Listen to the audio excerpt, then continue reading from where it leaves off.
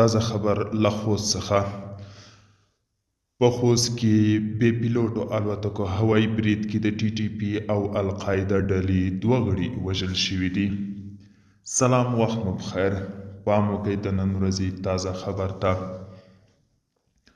د خوست علي شیر ولسوالۍ څخه سرچینو زاویه نیوز ته تایید کړه چې تېره شپه په علي شیر ولسوالۍ کې د بې پیلوټه الوتکې په برید کې د TTP یو قمندان او د القاعدې ډلې یو بل قمندان وژل شوی دی. تر دې هوایي برید وروسته له سیمې څخه د جسدونو ایستلو لپاره شاوخوا ساحه ټوله د طالبانو تر کنټرول لاندې وه او سمدستي د TTP وسلوال له دغې ساحې څخه وتلي دي.